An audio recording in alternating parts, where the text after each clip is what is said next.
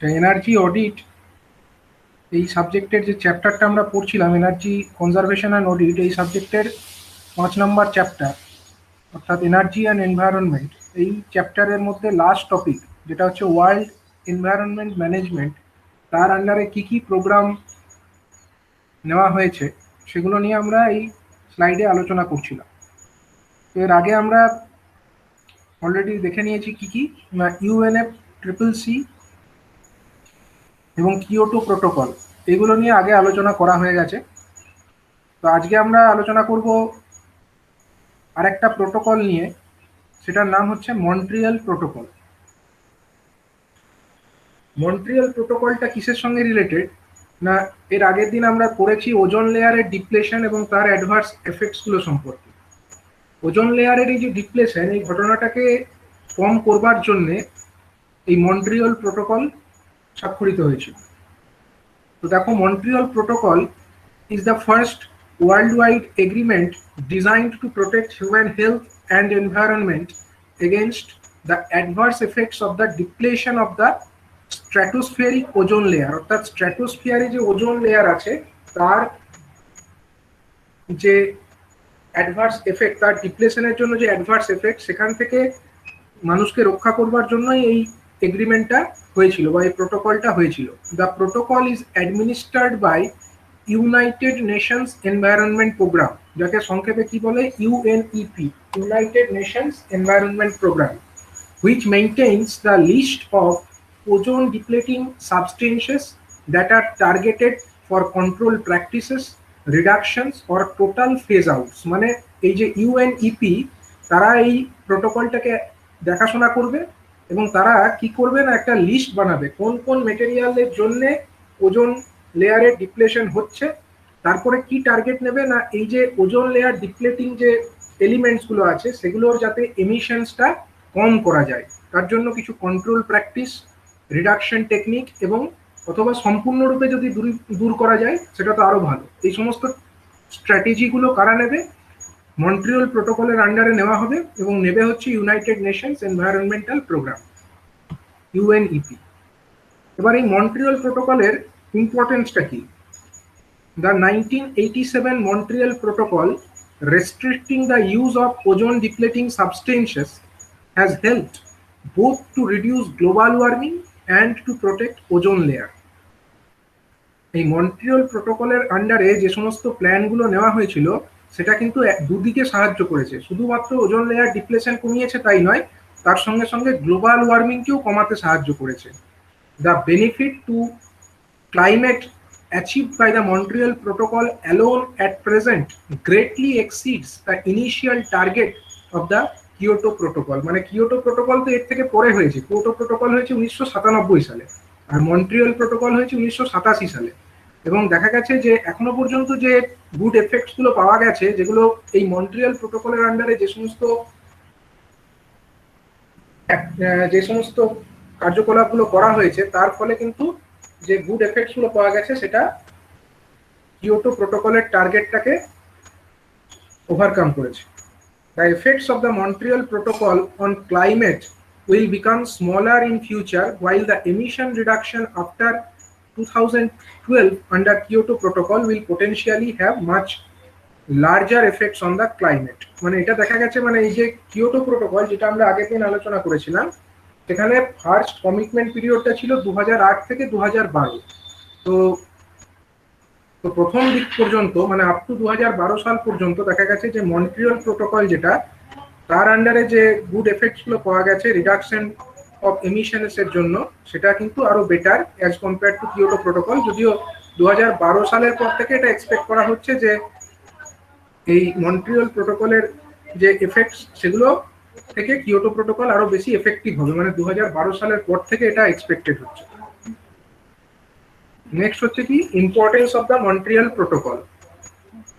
বলছে যে Montreal protocol ম্যান্ডেটস an end to the production and consumption of the major CFC, মানে chlorofluorocarbons, halogens, hydrobromofluorocarbons and methyl bromide, যেগুলো সমস্তগুলোই হচ্ছে ozone depleting substance. Ozone layer depleting সাবস্টেন্সের মধ্যে এগুলো সবগুলোই আছে। তো মন্ট্রিয়াল প্রোটোকল বলেছিল যে এই সমস্ত ওজোন লেয়ার ডিপ্লেটিং যে সাবস্টেন্স গুলো আছে সেগুলো যে এমিশন সেগুলোকে 1996 এর মধ্যে কি করতে হবে, স্টপ করতে হবে। But they continue to be substantial release of some of this substances in the US. মানে ইউএস আমেরিকা তারা হচ্ছে মেজর একটা ইন্ডাস্ট্রি ডেভেলপ একটা কান্ট্রি, এবং দেখা গেছে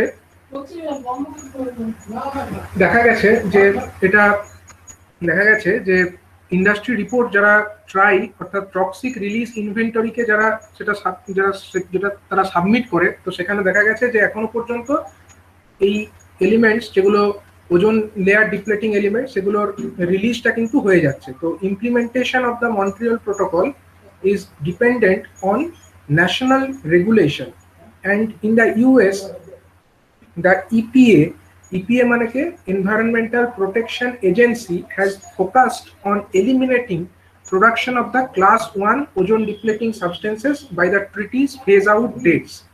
মানে মন্ট্রিয়াল প্রোটোকলে বলা হয়েছে যে একটা টার্গেট ডেট দেওয়া হয়েছে যে এই সময়ের কালের মধ্যে ওজোন লেয়ার ডিপ্লেটিং যে সমস্ত এলিমেন্টস গুলো আছে সেটার এমিশনসটাকে বন্ধ করতে হবে, কিন্তু এবং সেটাকে মনিটর করবে কে না, ইপিএ এনভায়রনমেন্টাল প্রোটেকশন এজেন্সি, তারা এটাকে মনিটর করবে।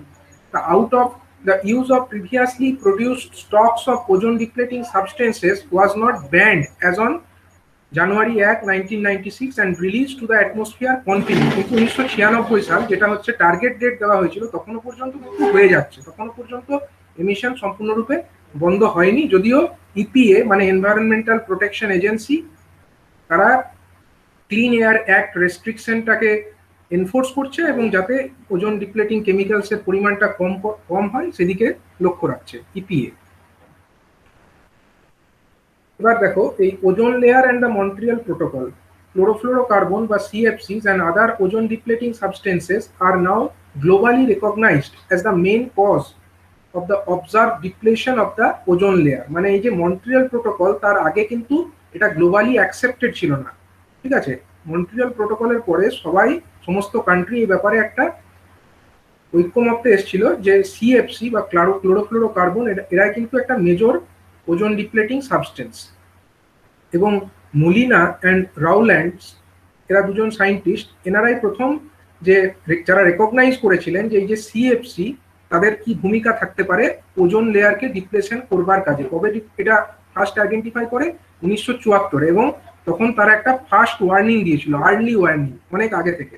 And concern was further highlighted by the discovery of the ozone hole over Antarctica in 1985। 1985 সালে প্রথম আন্টার্কটিকা রিজিয়নে একটা ওজোন হোল ধরা পড়লো, তারপরে আরো বেশি সচেতনতা বৃদ্ধি পেল এবং 1987 Montreal protocol on substances that deplete the ozone layer formally recognized the significant threat of the ozone depleting substances to the ozone layer and provided a mechanism to reduce and phase out the global production and use of these compounds। মানে 1987 সালে, মানে এই যে ozone হোলটা ধরা পড়লো কবে, 1985, তারপরে 1987-তে Montreal protocol হলো এবং সেখানে এই ওজোন লেয়ার ডিপ্লেটিং যে এলিমেন্টস তাদের জন্য কতটা থ্রেট হতে পারে সেই ব্যাপারটা নিয়ে সবাই যখন ঐক্যমত্যে এলো তখনই এই একটা মেকানিজম নেওয়া হলো কিভাবে এই ওজোন ডিপ্লেটিং যে সাবস্টেন্সেস অর্থাৎ ক্লোরোফ্লোরোকার্বন এবং আদার যে সমস্ত ওজোন ডিপ্লেটিং সাবস্টেন্সেস সেগুলোর এমিশনসটাকে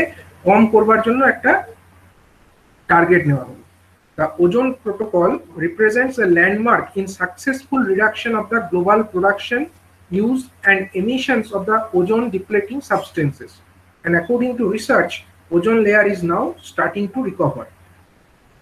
এবং মানে এই যে মন্ট্রিয়াল প্রোটোকল বা ওজোন প্রোটোকল, মানে অ্যাকচুয়ালি মন্ট্রিয়াল প্রোটোকলের কথা বলা হয়েছে, ওই ওজোন লেয়ার সংক্রান্ত মন্ট্রিয়াল প্রোটোকল এটাকে একটা বিশেষ সাকসেসফুল ল্যান্ডমার্ক বলা যেতে পারে, কারণ এর পর থেকেই কিন্তু ওজোন ডিপ্লেটিং সাবস্টেন্স যেগুলো আছে সেগুলোর ব্যবহার ক্রমশ কমে এসছে এবং ওজোন লেয়ারেরও একটা ইমপ্রুভমেন্ট ফার্দার লক্ষ্য করা গেছে।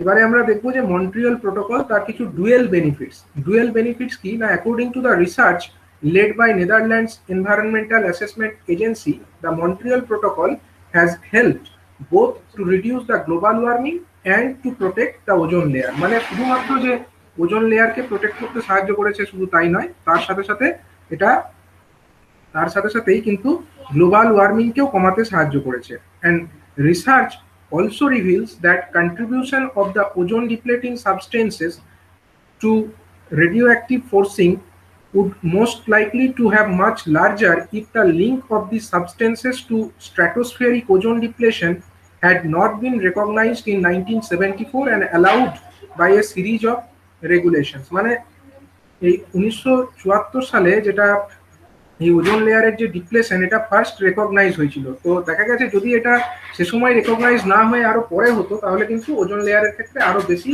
অনেক ড্যামেজ হতো এবং সেটা কিন্তু খুব ভয়াবহ একটা ব্যাপার হতে পারতো।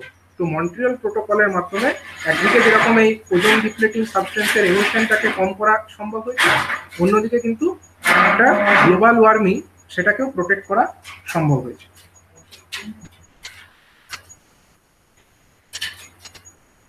আচ্ছা, এই পর্যন্ত কারো কোনো ডাউট আছে মন্ট্রিয়াল প্রোটোকল সম্পর্কে?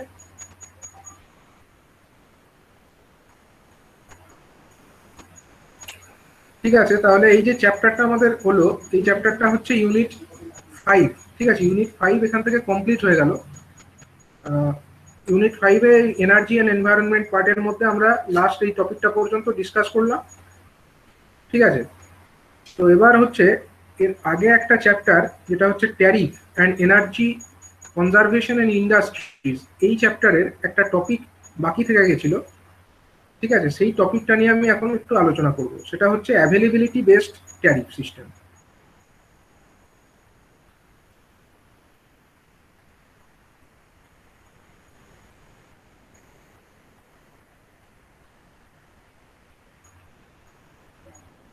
এটা কিন্তু ইউনিট 3-র মধ্যে পার্ট। ঠিক আছে, ইউনিট 3-র মধ্যে এই অ্যাভেলেবিলিটি বেসড ট্যারিফ এই পার্টটা বাকি থেকে গেছিল। তো এটা দেখে নেওয়া যাক এটা কি। অ্যাভেলেবিলিটি বেসড ট্যারিফ, যেটাকে সংক্ষেপে এবিটিও বলা হয়, it is a frequency based pricing scheme adopted in India's power sector to maintain the grid discipline by implementing incentive or disincentive during unscheduled power interchange.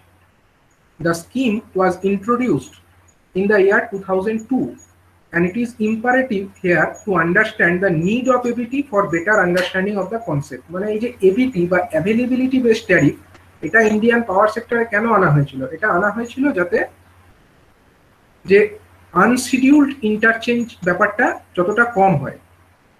ইন্টারচেঞ্জটা কার মধ্যে হয়? অ্যাকচুয়ালি যে পাওয়ার জেনারেশনের যে প্ল্যান্টগুলো আছে, সেই জেনারেশন হওয়া প্ল্যান্ট থেকে যে পাওয়ার জেনারেট হচ্ছে, সেগুলো একটা গ্রিডের মধ্যে চলে আসে। ঠিক আছে, সাপোজ এটা হলো একটা গ্রিড এবং এখানে হয়তো অনেক জেনারেটর, অনেক জেনারেটিং ইউনিট, সাপোজ এটা আরেকটা জেনারেটিং ইউনিট G2, এটা সাপোজ G1, এরকম অনেক জেনারেটিং ইউনিট থেকে কিন্তু পাওয়ার একটা গ্রিডের মধ্যে চলে আসে। এবার এই যে গ্রিডের মধ্যে যে পাওয়ারটা আসছে, সেই গ্রিডের পাওয়ারটা কনজামশন করা হচ্ছে বিভিন্ন লোড সেন্টারে, এগুলোকে কনজামশন করা হচ্ছে। এবার এই গ্রিডের মধ্যে কখন কতটা পাওয়ার নেওয়া হবে বা কোন জেনারেটিং স্টেশন কতটা পাওয়ার গ্রিডের মধ্যে দেবে, সেটার একটা প্রিভিয়াস কিন্তু শিডিউল করা থাকে। প্রিভিয়াসলি এটার একটা শিডিউল বানানো থাকে একদিন আগে থেকে। মানে ধরো কালকে যে পাওয়ারটা জেনারেশন হবে, তার কিন্তু প্ল্যানিং করে আজকের মধ্যে সেটা দিয়ে দিতে হয়। একটা নির্দিষ্ট সময়ের মধ্যে পরের দিনের প্ল্যানিংটা করে রাখতে হয় এবং প্রত্যেকটা 15 মিনিটের ব্লক, মানে 24 ঘন্টা যে সময়, সেটাকে 15 মিনিটের ব্লকে ব্লকে ভেঙে এরকম কিছু সাব ডিভিশন করা থাকে যে এই ব্লকে এত পাওয়ার জেনারেশন করা হবে, এরকম ভাবে শিডিউল করা থাকে।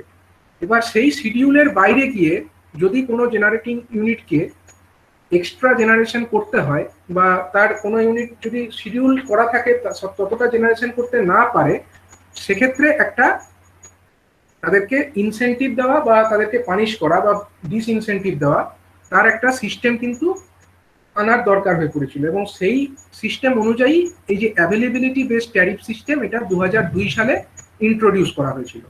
এবার এর যে প্রয়োজনীয়তাটা কি, প্রয়োজনীয়তাটা দেখো, the Indian power system is characterised by a low frequency system due to continuous power deficit of most of the time. মানে একটা সময় এরকম ছিল যে পাওয়ারের একটা কন্টিনিউয়াস ডেফিসিট ছিল, মানে যতটা ডিমান্ড ছিল ততটা সাপ্লাই ছিল না।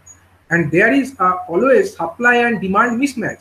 যদি সাপ্লাই অ্যান্ড ডিমান্ড ম্যাচ না করে, মানে যতটা জেনারেশন করলো এই সমস্ত জেনারেটরগুলো, লোড যদি তার থেকে কম অথবা বেশি হয়, তার মানে মিসম্যাচ হলো। এবার এই যখনই এই পাওয়ার ডেফিসিট দেখা দিল সিস্টেমের মধ্যে বা পাওয়ারের মিসম্যাচ হলো, তখন কি হচ্ছে না, the power demand is always more than the power supply, মানে পাওয়ারের ডিমান্ড হয়তো বেশি হয়ে গেল পাওয়ার সাপ্লাই থেকে। তখন কি হবে না, due to this the frequency of the grid remains on the lower side.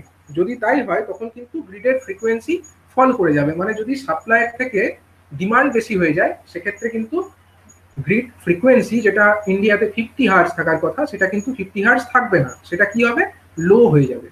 And before the introduction of the availability based tariff, generating station used to deliver the same amount of megawatt in spite of the need of lower megawatt demand during the period of lower power demand। মানে যখন এই availability based tariff ছিল না, তখন কি হতো, কোনো একটা জেনারেটিং ইউনিট তার যতটা মেগাওয়াট জেনারেট করার কথা এবং গ্রিডে সাপ্লাই করার কথা, সে ততটাই করে যেত। যদি পাওয়ার মানে মেগাওয়াটের ডিমান্ড কমও থাকতো, তা সত্ত্বেও সে কিন্তু ওই সেম অ্যামাউন্ট অফ মেগাওয়াটই ডিমান্ড সাপ্লাই করে যেত। তো this causes the grid frequency to be on higher side. যদি ডিমান্ডের থেকে সাপ্লাই বেশি হয়ে যায়, কি হবে, গ্রিডের ফ্রিকোয়েন্সি বেড়ে যাবে। Similarly, during the period of the higher power demand, the generating stations used to supply same megawatt। যদি যখন কোনো কারণবশত ডিমান্ড বেড়ে গেছে, তখনও যে জেনারেটিং স্টেশনস গুলো ছিল তারা যতটা মেগাওয়াট সাপ্লাই করার কথা ততটাই করে গেল, কিন্তু দরকার ছিল তার থেকেও বেশি সাপ্লাই করার, সেটা তারা পারলো না। তো সাবসিকুয়েন্টলি কি হবে, যদি ডিমান্ডের থেকে সাপ্লাই কম হয়ে যায়, গ্রিড ফ্রিকোয়েন্সি কমে যাবে। তো this type of grid operation did not have any provision to maintain a discipline. কোনো ডিসিপ্লিন বলে কিছু ছিল না, ঠিক আছে। তার মানে যদি ডিমান্ড আর সাপ্লাই মিসম্যাচ হয়, তাহলে তো ডিসিপ্লিন থাকবে না, গ্রিড ফ্রিকোয়েন্সি ফল করে যাবে বা বেশি হয়ে যাবে, কোনোটাই ঠিক নয়। ফ্রিকোয়েন্সি সবসময় একটা ফিক্সড ভ্যালুতে থাকার কথা, ঠিক আছে, তো সেইটা হতো না। তো under normal condition the grid frequency is expected to be constant at 50 hertz. ইন্ডিয়াতে গ্রিড ফ্রিকোয়েন্সি 50 হার্জ থাকার কথা, but during the peak load period the frequency would go down to 40 to 45 hertz। যখন হচ্ছে কি না, যখন হচ্ছে পিক লোড যখন পিরিয়ড আছে, সেই সময় ফ্রিকোয়েন্সি এতটা কমে যেত, 48 থেকে 48.5 হার্জ এইরকম রেঞ্জে কমে যেত for many hours of the day, অনেক সময় এরকম কমে যেত। And similarly during the off peak আওয়ার্সে কি হতো না, the frequency would go up to 50.5 to 51 hertz. যখন হচ্ছে অফ পিক আওয়ার্স, তখন হচ্ছে দেখা যাচ্ছে যে ফ্রিকোয়েন্সিটা কত হয়ে যাচ্ছে না, 50.5 থেকে 51 হার্জ পর্যন্ত উঠে যাচ্ছে, ঠিক আছে। তো sometime there is a wide frequency variations like up to 1 hertz in 10 to 15 minutes for many hours. মানে এক ঘন্টা সময়কালের মধ্যে হয়তো 1 হার্জের ফ্রিকোয়েন্সি ভ্যারিয়েশন হয়ে গেল। এই ধরো ছিল 48, এই হয়ে গেল 49, কি এই ছিল 48.49.5 হয়ে গেল 50.5। এরকম 1 ঘন্টা সময়ের মধ্যে বা মানে এই যে 10 থেকে 15 মিনিট সময়কালের মধ্যে এরকম 1 হার্জের ফ্রিকোয়েন্সি ভ্যারিয়েশনস হয়ে যেত। তো all this conditions contributes to the grid disturbance. এর জন্য কি হতো, গ্রিডের যদি কোনো শৃঙ্খলা না থাকে, তাহলে গ্রিডে ডিস্টারবেন্স হবে, and that will lead to tripping of the connected generator and the tripping of the lines। মানে এই যে জেনারেটর গুলো, জেনারেটরের তো একটা প্রোটেকশন সিস্টেম থাকে, এর যদি ফ্রিকোয়েন্সি একটা এমন আনব্যালেন্স হয়ে যায়, তো ফ্রিকোয়েন্সি আনব্যালেন্সের জন্য গ্রিড, এই যে জেনারেটর এর যে সার্কিট ব্রেকার আছে, সার্কিট ব্রেকার ট্রিপ করে যাবে, জেনারেটর বন্ধ হয়ে যাবে। আবার যে এই যে ট্রান্সমিশন লাইন, যে লাইনের মাধ্যমে এই জেনারেটেড পাওয়ারটা আলটিমেটলি গ্রিডের মধ্যে এসে পৌঁছাচ্ছে, এই ট্রান্সমিশন লাইনগুলোতেও সার্কিট ব্রেকার আছে, সেই ট্রান্সমিশন লাইনগুলো কিন্তু ট্রিপ করে যেত। কেন ট্রিপ করতো, কারণ আনব্যালেন্সের জন্য একটা ডিস্টারবেন্স হতো, এবং ডিস্টারবেন্সের জন্য একটা ওভার ফ্রিকোয়েন্সি বা আন্ডার ফ্রিকোয়েন্সির কারণে এই সমস্ত জেনারেটর অথবা ট্রান্সমিশন লাইনগুলো ট্রিপ করে যেত। and tripping of this line lead to interruption of power supply to large block of consumers। তো এদের জন্য কি হতো, লাইন ট্রিপ করে গেলে পাওয়ার সাপ্লাই ইন্টারাপ্টেড হবে এবং বহু কনজিউমার এর জন্য সাফার করতো। এগুলো কবে হতো, এগুলো সমস্ত হতো কিন্তু যখন এবিটি বেসড বা অ্যাভেলেবিলিটি বেসড ট্যারিফ সিস্টেম যখন ইন্ট্রোডিউস করা হয়, সেই সময়কার ঘটনা, যখন গ্রিডের মধ্যে কোনো ডিসিপ্লিন ছিল না, ঠিক আছে। এবারে আমরা দেখে নেব একটা ছবি। সেই ছবিতে আমরা একটা জেনারেটিং স্টেশন, সেই জেনারেটিং স্টেশনের ফ্রিকোয়েন্সির সঙ্গে তার যে মেগাওয়াট জেনারেশন তার একটা গ্রাফ দেখে নিচ্ছি। তো দেখো এখানে আমরা ওয়াই অ্যাক্সিস বরাবর কি দেখিয়েছি না ফ্রিকোয়েন্সি, আর এক্স অ্যাক্সিস বরাবর হচ্ছে পাওয়ার। তো এটা দেখো এই যে ফ্রিকোয়েন্সি F2 দেখতে পাচ্ছ, এই সময়কার পাওয়ার কত না P2 যখন পাওয়ার তখন ফ্রিকোয়েন্সি হলো F2। অন্যদিকে যখন P1 হচ্ছে পাওয়ার তখন ফ্রিকোয়েন্সি হলো F1। তো বুঝতেই পারছো F1 যে frequency that is lower than F2, এবং এখানে যে পাওয়ার আছে P1 that is higher than P2। মানে যখন বেশি পাওয়ার এটা ডেলিভার করছে জেনারেটিং স্টেশন, তারা গ্রিডে এসে পাওয়ারটা দিচ্ছে এবং গ্রিড থেকে ওটা লোডকে সাপ্লাই করা হচ্ছে। যখন কিনা এই যে ডিমান্ড, পাওয়ারের ডিমান্ড যখন বেড়ে যাচ্ছে গ্রিডের ওপরে, গ্রিডের পাওয়ার ডিমান্ড যখন বেড়ে গিয়ে P1 হয়ে যাচ্ছে, তখন কি হচ্ছে ফ্রিকোয়েন্সিটা কমে যাচ্ছে। আবার গ্রিডের পাওয়ার ডিমান্ড যখন P2 থাকছে মানে কম থাকছে, তখন কিন্তু ফ্রিকোয়েন্সি বেশি থাকছে। মানে এই ঘটনাটা যেটা আমরা আগে বললাম যে যখন the demand is more then the frequency will be on the lower side, and when the demand is less and supply is more then the frequency will be on the higher side. তো সেটা এখানে বলেছে দেখো, in the above figure the power demand is more say P1 during the peak load hours, the grid frequency is F1, ঠিক আছে। and when the power demand is less during the off peak hours, off peak hours এ পাওয়ার ডিমান্ডটা লো থাকে এইখানে, then the frequency will be F2 on the higher side, F2 ফ্রিকোয়েন্সিটা হচ্ছে বেশি, ঠিক আছে। তো during the peak load hours, যখন হচ্ছে peak load hours সেই সময় কি the demand is more than the supply, and it is expected that generating station should supply more power to meet the demand of the load curtailment equal to the deficit by the state load dispatch centres. কি বলছে এটা, during peak load hours the demand is more than the supply. Peak load আওয়ার্সে তো এটাই হবে, pick load যখন আছে তখন demand তো বেশি, more than the supply, and it is expected that generating station should supply more power. মানে তখন এটাই এক্সপেক্টেড তো যে যখন আমার পিক লোড আওয়ার্স তখন সাপ্লাই যদি আমার কম থাকে, তো সেই সাপ্লাইয়ের যে ডেফিসিট সেটাকে মিট আপ করবে কে, জেনারেটিং স্টেশনগুলোকেই তো মিট করতে হবে। তার মানে জেনারেটিং স্টেশনগুলো তখন বেশি পরিমাণে পাওয়ার সাপ্লাই করবে, ইট is expected, and this will reduce the gap between the supply and demand। তার ফলে কি হবে, তার ফলেই সাপ্লাই এবং ডিমান্ডের মধ্যে যে গ্যাপটা আছে সেই গ্যাপটা ফুলফিল হবে, এবং the frequency of the grid will be maintained to near about 50 hertz, এবং তার জন্যই কিন্তু ফ্রিকোয়েন্সিটাকে 50 হার্জে বজায় রাখা সম্ভব হবে। অন্যদিকে during the off peak hours, off peak আওয়ার্সের সময় কি হচ্ছে, অফ পিক আওয়ার্সে আমাদের লোড যে ডিমান্ড আছে ডিমান্ডটা কম হচ্ছে, অন্যদিকে সাপ্লাই বেশি থাকছে, তখন কি এক্সপেক্টেড, তখন এক্সপেক্টেড হচ্ছে যে জেনারেটিং স্টেশন যেগুলো আছে তারা তাদের যে জেনারেটিং করছে সেই জেনারেশনটাকে ডাউন করে দেবে, জেনারেশনটাকে কম করে দেবে, এবং তার মাধ্যমে তারা ডিমান্ড এবং সাপ্লাইয়ের মধ্যে একটা ব্যালেন্স রাখবে, এবং সাপ্লাইয়ের যে ফ্রিকোয়েন্সি সেটাকেও একটা ফিক্সড ভ্যালুতে মেনটেন রাখবে। But existing the tariff system, this does not encourage the generating station to back down their generation during off load hours। মানে এক্সিস্টিং যে ট্যারিফ সিস্টেমটা ছিল, মানে জেনারেটিং স্টেশনস গুলো যে পাওয়ারটা জেনারেট করে এই গ্রিডের মধ্যে দিচ্ছে, তার জন্য তো জেনারেটিং স্টেশনগুলোকে টাকা দিতে হবে। জেনারেটিং স্টেশনকে কি দিতে হবে, ট্যারিফ, একটা ট্যারিফ অনুযায়ী, নির্দিষ্ট ট্যারিফ অনুযায়ী জেনারেটিং স্টেশনগুলোকে পেমেন্ট করা হবে। এবার দেখা যাচ্ছে যে যখন এখানে গ্রিডের ফ্রিকোয়েন্সি কম মানে বেশি হয়ে যাচ্ছে, কখন না যখন হচ্ছে off peak hours. Off peak আওয়ার্সে গ্রিডের ফ্রিকোয়েন্সি বেশি কেন হচ্ছে, কারণ এখানে লোডের যে ডিমান্ড আছে ডিমান্ডটা কমে গেছে, অথচ সাপ্লাই বেশি আছে। তো গ্রিডের যদি ফ্রিকোয়েন্সিকে ফিক্সড রাখতে হয় তখন কি করতে হবে, জেনারেটিং স্টেশনগুলোকে তাদের জেনারেশনকে কম করতে হবে।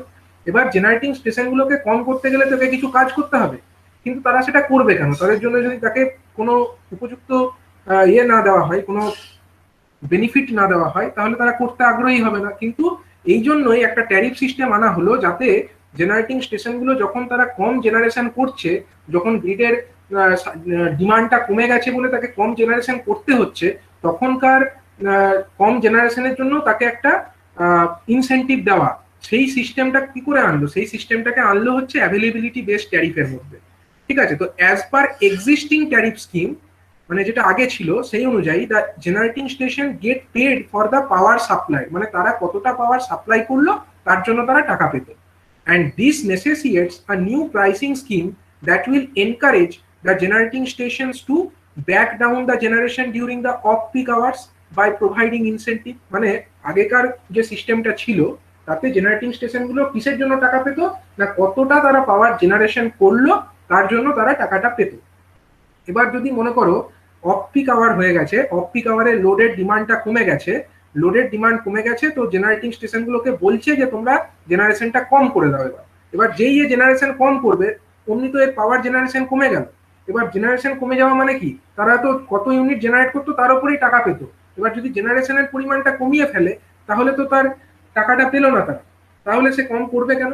যদি কম না করে তাহলে গ্রিডের ফ্রিকোয়েন্সি বজায় থাকবে কি করে?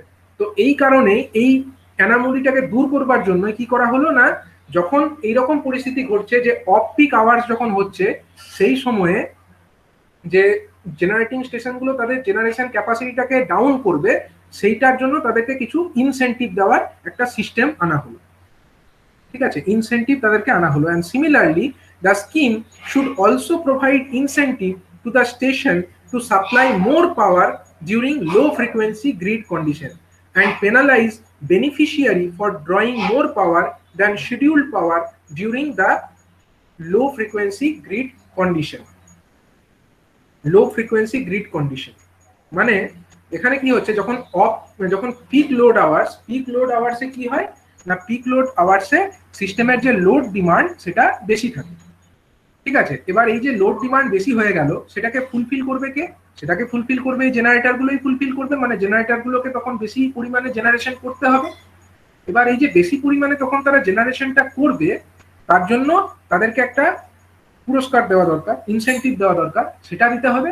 অন্যদিকে যে ইউটিলিটি যাদের সেই সময় যতটা পাওয়ার ড্র করার কথা ছিল তার থেকে বেশি পরিমাণে পাওয়ার তারা ড্র করলো, তাদেরকে কিন্তু একটা পেনালাইজও করতে হবে। মানে শুধু তো এদেরকে পুরস্কার দিলে চলবে না, জেনারেটর গুলো বেশি জেনারেশন করছে বলে তাদেরকে পুরস্কার দেওয়া হবে, অথচ যার সে সময় বেশি পাওয়ার টানার কথা ছিল না, ধরো এখানে আরেকটা লোড আমি দেখালাম L2, এটা ধরো L1, অন্য একটা পার্টিকুলার লোড সেন্টার তারা হয়তো সেই সময় যতটা লোড তাদের ড্র করার কথা ছিল না তার থেকে বেশি লোড ড্র করেছে বলেই তো এখানে একটা পাওয়ারের একটা ক্রাঞ্চ দেখা গেছে, তার জন্যই জেনারেটর গুলোকে বেশি জেনারেশন করতে হচ্ছে। তার মানে কি, যারা বেশি জেনারেশন করছে সেই জেনারেটর গুলোকে বা জেনারেটিং স্টেশন গুলোকে ইনসেন্টিভ দেওয়া হবে, অন্যদিকে যারা সেই সময়ে লোড সেন্টার যারা বেশি পরিমাণে পাওয়ার ড্র করছে as compare to their scheduled amount তাদেরকে পেনালাইজ করা হবে। ঠিক আছে, তো এই যে ব্যাপারগুলো এগুলোকে কিভাবে আনা হলো না, এগুলোকে আনা হলো না under availability based tariff system. ঠিক আছে, এবিটি ট্যারিফ সিস্টেমের মধ্যে এগুলোকে আনা হলো। এর ফলে কি হলো না, এর ফলে গ্রিড একটা ডিসিপ্লিন বজায় থাকলো, গ্রিডের মধ্যে একটা শৃঙ্খলা বজায় থাকলো অ্যান্ড স্টেবিলিটি থাকলো। ঠিক আছে, স্টেবিলিটি মানে গ্রিডটা আনব্যালেন্স হয়ে আনস্টেবল কন্ডিশনে চলে যাবে না, যদি কোনো কারণে লোড ডিমান্ড বেড়েও যায় আবার সেটা তার নির্দিষ্ট ফ্রিকোয়েন্সিতে বজায় থেকে যাবে, মানে আবার তার নির্দিষ্ট ফ্রিকোয়েন্সি অর্থাৎ 50 হার্টজ সেটাতে ফিরে আসবে। যদি আনস্টেবল হতো তাহলে একবার ফ্রিকোয়েন্সি যদি কমতে শুরু করে কমতেই থাকবে। ঠিক আছে, সেটাকে আনস্টেবল বলে। আর স্টেবল সিস্টেম মানে একবার আনব্যালেন্স হলেও তার দ্রুত তার ইকুইলিব্রিয়াম কন্ডিশনে ফেরত আসবে, এটাকে আমরা স্টেবল সিস্টেম বলি। তো এই ব্যাপারটা এতক্ষণ পর্যন্ত আমরা যেটা আলোচনা করলাম যে কেন অ্যাভেলেবিলিটি বেসড ট্যারিফ সিস্টেমটা ইন্ট্রোডিউস করা হয়েছে। এবারে আমরা দেখবো যে অ্যাভেলেবিলিটি বেসড ট্যারিফ সিস্টেমটা অ্যাকচুয়ালি কিভাবে কাজ করছে। তো what is actually availability based tariff? Availability based tariff is a 3 part pricing scheme. এখানে 3টে পার্ট আছে। কি কি পার্ট না, একটা হচ্ছে ফিক্সড চার্জ, একটা হচ্ছে ভ্যারিয়েবল চার্জ, আর একটা হচ্ছে আনশিডিউলড পাওয়ার ইন্টারচেঞ্জ। ঠিক আছে, যেরকম আমরা জেনারেটিং স্টেশনের যে পাওয়ার ইকোনমিক্স অফ পাওয়ার জেনারেশন যেটা আমরা পড়েছিলাম, সেখানে কি কি রেখেছিলাম যে 2 পার্ট ট্যারিফ সিস্টেমে 2টো পার্ট ছিল, একটা ছিল ফিক্সড চার্জ আর একটা ছিল রানিং চার্জ বা ভ্যারিয়েবল চার্জ। ঠিক আছে, এখানে তার সঙ্গে সঙ্গে আরো একটা এক্সট্রা পার্ট যুক্ত হয়ে গেল, সেটার নাম কি না আনশিডিউলড পাওয়ার ইন্টারচেঞ্জ বা ইউআই, যেটাকে সংক্ষেপে ইউআই বলা হচ্ছে। এবং এটা কি, এটা অ্যাকচুয়ালি হচ্ছে আইদার ইনসেন্টিভ মানে তাকে পুরস্কার দেওয়া হচ্ছে, অথবা পেনাল্টি তাকে পেনালাইজ করা হচ্ছে, তার থেকে বেশি টাকা নেওয়া হচ্ছে। ঠিক আছে, তো এই দুটোই হতে পারে। তো আনশিডিউলড পাওয়ার ইন্টারচেঞ্জ এটা ইনসেন্টিভও হতে পারে, পেনাল্টিও হতে পারে। তাহলে অ্যাভেলেবিলিটি বেসড ট্যারিফের মধ্যে 3টে পার্ট, একটা হলো আমার কি, একটা হলো আমাদের ক্যাপাসিটি চার্জ, একটা হলো আমাদের এনার্জি চার্জ, আর একটা হলো আমাদের ইউআই বা আনশিডিউলড ইন্টারচেঞ্জ চার্জ। এইগুলো সবগুলো নিয়ে হচ্ছে কি না অ্যাভেলেবিলিটি বেসড ট্যারিফ সিস্টেম তৈরি করা হচ্ছে। এবারে আসা যাক ফিক্সড চার্জটা কি। ফিক্সড চার্জ বা fixed cost, it is basically imposed on the beneficiaries in proportion to their entitled power from the generating stations. This means the fixed cost is directly proportional to the planned capacity shared by the beneficiaries. and this is the reason fixed charge is often called the capacity charge.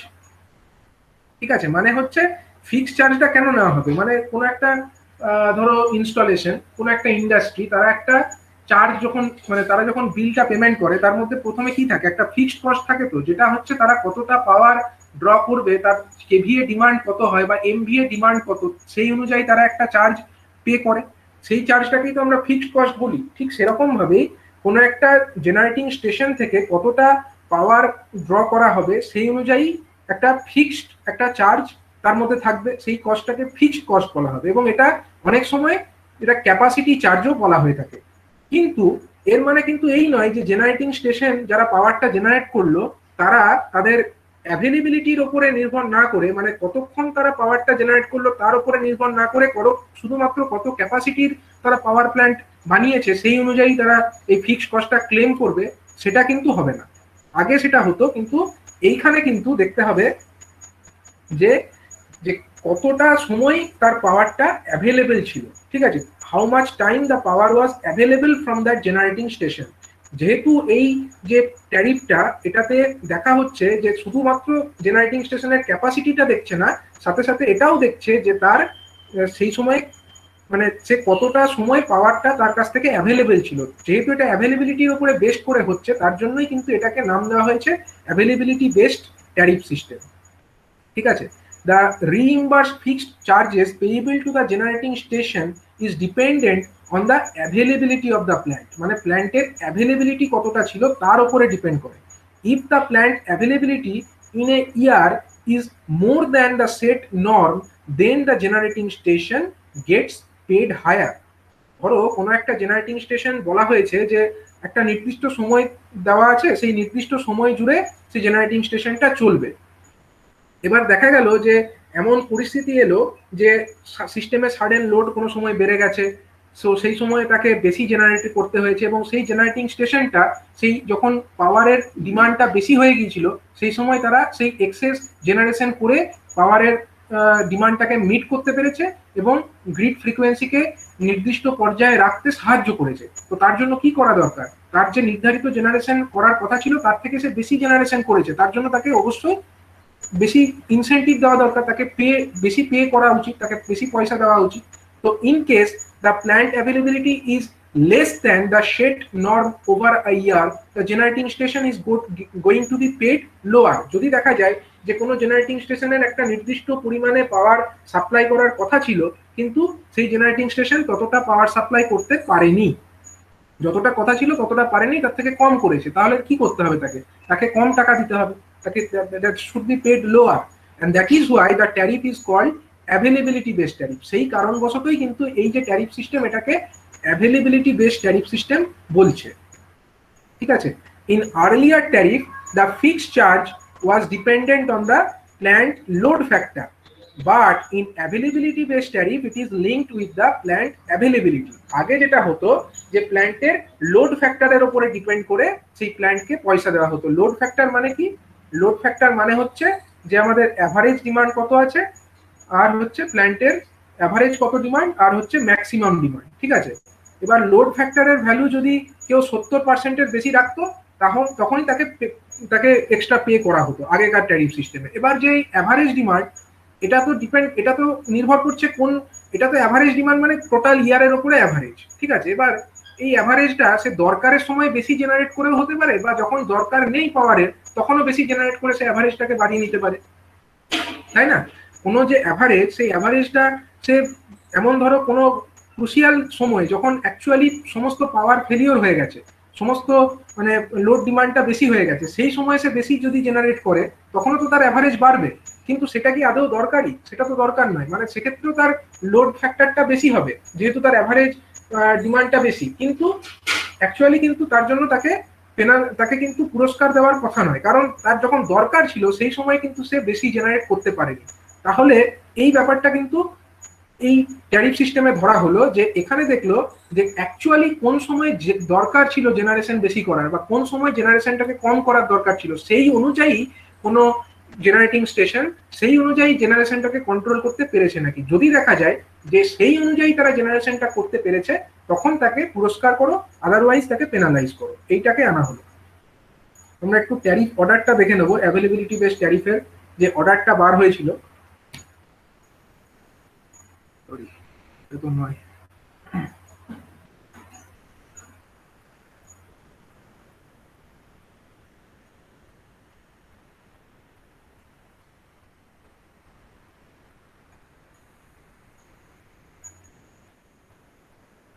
Okay, availability base ট্যারিফটা আমি আরেকবার খুঁজে download করে দেখাবো তোমাদেরকে। তো এটা হচ্ছে WBSCDCL এর ট্যারিফটা ছিল, ওটা নয়। অ্যাভেলেবিলিটি বেস ট্যারিফের একটা সেপারেট একটা অর্ডার সেন্ট্রাল গভর্নমেন্ট থেকে বার হয়েছিল। তো সেখানে কিন্তু এরকম একটা সিস্টেম বলা হয়েছিল যে যে প্ল্যান্ট তার জেনারেশন ক্যাপাসিটি অনুযায়ী, তার যা নির্ধারিত জেনারেশন ক্যাপাসিটি তার থেকে যদি সে বেশি জেনারেট করে during the time of requirement, তখন তাকে কি করা হবে না, তখন তাকে পুরস্কার দেওয়া হবে, মানে তাকে ইনসেন্টিভ দেওয়া হবে। এবং যদি তার শিডিউল যে জেনারেশন তার থেকে সে কম জেনারেশন করে, তখন তাকে পেনালাইজ করা হবে। যেহেতু এটা অ্যাভেলেবিলিটি অফ পাওয়ারের উপরে ডিপেন্ড করছে, নাকি এটা ক্যাপাসিটির উপরে ডিপেন্ড কিন্তু করছে না। মানে কতটা তার ক্যাপাসিটি এবং কতটা তার অ্যাভারেজ লোড ফ্যাক্টর তার উপরে কিন্তু ডিপেন্ডেন্ট নয়, rather it is dependent on the capacity, rather it is dependent on the availability. তার জন্যই কিন্তু এই ধরনের যে ট্যারিফ সিস্টেম, এটাকে বলা হচ্ছে অ্যাভেলেবিলিটি বেসড ট্যারিফ সিস্টেম। আচ্ছা, নেক্সট পার্ট যেটা আছে এই ট্যারিফের মধ্যে, সেকেন্ড পার্টটাকে কি বলা হচ্ছে না, এনার্জি চার্জ, বা এটাকে আমরা ভ্যারিয়েবল চার্জও বলতে পারি। এনার্জি চার্জটা কিসের জন্য না, variable charge it is the cost incurred by the generating station to produce megawatt day to day. মানে ডে টু ডে যে তারা মেগাওয়াট বা পাওয়ারটা জেনারেট করছে, অ্যাক্টিভ পাওয়ার যে জেনারেট করছে, তার জন্য তো তাকে খরচ হচ্ছে। মানে তাকে ধরো থার্মাল পাওয়ার প্ল্যান্ট হলে তাকে কয়লা পুড়িয়ে স্টিম জেনারেট করে করতে হচ্ছে, মানে তার একটা খরচ আছে, রানিং কস্ট আছে। এবং যত সে বেশি জেনারেট করবে তত তার কি হবে, ভ্যারিয়েবল চার্জটা তার তত বাড়বে। And variable charge is also called as energy charge, এটাকে এনার্জি চার্জও বলা হয়ে থাকে। অ্যান্ড ইট কনসিস্ট অফ কি কি, এর মধ্যে কি কি আছে না, it consist of the fuel charge like the coal in case of thermal power plant, nuclear fuel for the nuclear power plant, gas for gas power plant, বিভিন্ন ধরনের পাওয়ার প্ল্যান্টের ক্ষেত্রে যে ফুয়েলের চার্জটা সেইটা, এবং যে অপারেটিং এক্সপেন্সেস, মানে যে অপারেট যারা করছে পাওয়ার প্ল্যান্টটাকে তাদের যে তার যে এক্সপেন্সেস আছে, মানে রিপেয়ার বা মেনটেনেন্সের জন্য যে খরচ আছে, যে গ্রিজ ইত্যাদি যে খরচ আছে, সেগুলো হচ্ছে চলে আসবে এই ভ্যারিয়েবল চার্জের মধ্যে। এবং লাস্ট যে পার্ট যেটা হচ্ছে speciality of this type of tariff system, সেটা কি না, আনশিডিউলড ইন্টারচেঞ্জ, ইউআই চার্জ। এটা কিভাবে হয়, এটাই হচ্ছে সব থেকে ভাইটাল না, unscheduled interchange charge. This means the deviation from the scheduled generation of a plant or deviation from the scheduled drawal of power by a beneficiary। মানে আমরা যদি একটা সিস্টেম ড্র করি, পাওয়ার সিস্টেম, ধরো এটা হলো একটা জেনারেটর, এটা হলো আরেকটা জেনারেটর, এরা জেনারেট করে কোথায় দিচ্ছে পাওয়ারটা, সাপোজ এটা একটা গ্রিডের মধ্যে তারা দিচ্ছে। এবার সেই গ্রিড থেকে ধরো দুটো ইউনিট পাওয়ার ড্র করছে, এটা ধরো একটা বেনিফিশিয়ারি L1 লোড 1, এটা হলো সাপোজ আরেকটা বেনিফিশিয়ারি লোড 2, এটা ধরো একটা জেনারেটর G1, এটা ধরো আরেকটা জেনারেটর G2, ঠিক আছে। আর এটা কি, এটা হলো গ্রিড, এটা হলো আমার গ্রিড।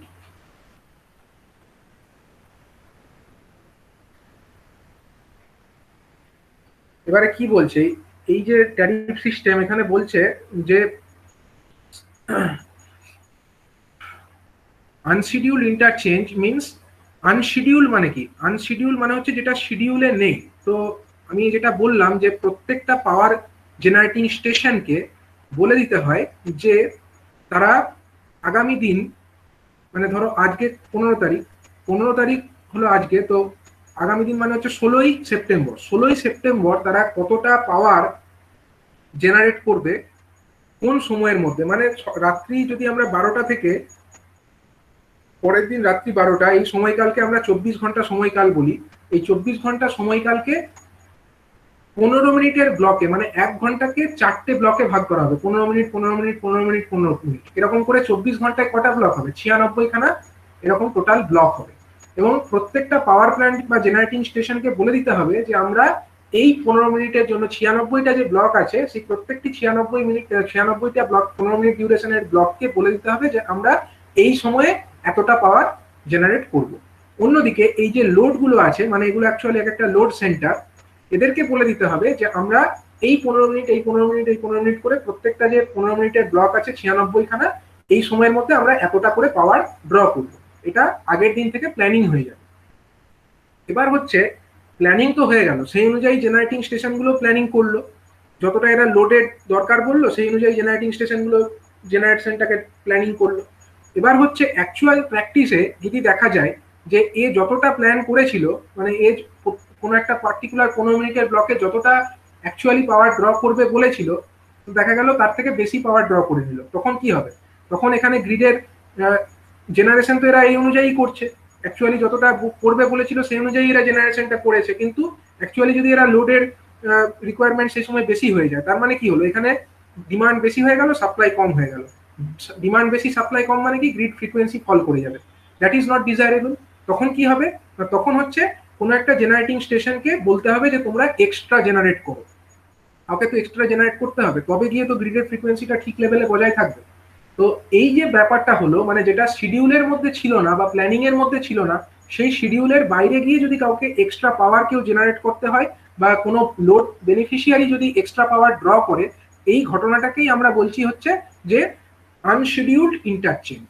ঠিক আছে, তো এখানে একটা উদাহরণ দিয়েছে, দেখো, suppose R generating station is scheduled to deliver 600 megawatt. একটা জেনারেটিং স্টেশন আছে যার শিডিউল হচ্ছে 600 মেগাওয়াট সে জেনারেট করবে, but actually on a day it is supplying 700 megawatt. Even then the station will be paid energy charge for scheduled generation, that is 600 megawatt. মানে কোনো generating স্টেশনের দরকার, মানে শিডিউল ছিল 600 মেগাওয়াট জেনারেট করার, কিন্তু কোনো একটা পার্টিকুলার ডেতে অ্যাকচুয়ালি হয়তো তাকে 700 মেগাওয়াট তাকে জেনারেট করতে হয়ে গেছে। ঠিক আছে, সেক্ষেত্রে তাকে যে এনার্জি চার্জ আছে, মানে এই যে পার্ট 2 যেটা ভ্যারিয়েবল চার্জ, সেটা কি অনুযায়ী দেওয়া হবে? সেটা কিন্তু তাকে ওই 600 মেগাওয়াট যেটা তার শিডিউল ছিল সেই অনুযায়ী দেওয়া হবে। ঠিক আছে, তাহলে 600 মেগাওয়াট যেটা তার শিডিউল ছিল সেই অনুযায়ী তাকে একটা এনার্জি চার্জ পে করা হবে। তাহলে বাকি যে 100 মেগাওয়াট জেনারেট করলো তার জন্য কি হবে সেটা দেখো। For surplus 100 megawatt the rate of energy charge will depend upon the prevailing grid frequency at the time. মানে এই যে বাকি যে 100 মেগাওয়াট সে জেনারেট করেছে সেই সময়ে গ্রিডের ফ্রিকোয়েন্সি কত ছিল সেই অনুযায়ী তাকে পেমেন্টটা করা হবে। And this energy charge of the surplus supply, that is 100 megawatt, যেটা সে সারপ্লাস মানে এক্সট্রা এখানে সাপ্লাই করেছে, it is called as unscheduled interchange charge. মানে এই যে 100 মেগাওয়াট যেটা সে এক্সট্রা জেনারেট করলো তার যে চার্জটা, সেই চার্জটাকে কি নাম দেওয়া হচ্ছে না আনশিডিউলড ইন্টারচেঞ্জ চার্জ, যেহেতু সেটা শিডিউলের মধ্যে ছিল না, এটা আনপ্ল্যান্ড ছিল। ঠিক আছে, দ্য ইউআই চার্জ মানে unscheduled interchange charge is linked with the grid frequency, এটা হচ্ছে গ্রিডের ফ্রিকোয়েন্সির সঙ্গে related. if the grid frequency is higher, মানে যদি গ্রিড ফ্রিকোয়েন্সি বেশি থাকে, কত হায়ার না more than 50.2 hertz, then the UI rate is 0। বুঝতে পারলে? মানে হচ্ছে যদি গ্রিডের ফ্রিকোয়েন্সি 50.2 হার্টজের থেকে বেশি থাকে, 50.2 হার্টজের মানে কি, সেটা হচ্ছে আমাদের ম্যাক্সিমাম লিমিট, 50.2 এর থেকে বেশি হতে দেওয়া যাবে না। এবার যদি গ্রিডের ফ্রিকোয়েন্সি 50.2 এর থেকে বেশি থাকে আর সেই সময়ে সেই এক্সট্রা 100 মেগাওয়াট জেনারেট করেছে, মানে বুঝতে হবে যে এ এক্সট্রা জেনারেট করছিল বলেই গ্রিডের ফ্রিকোয়েন্সিটা বেশি হয়েছে।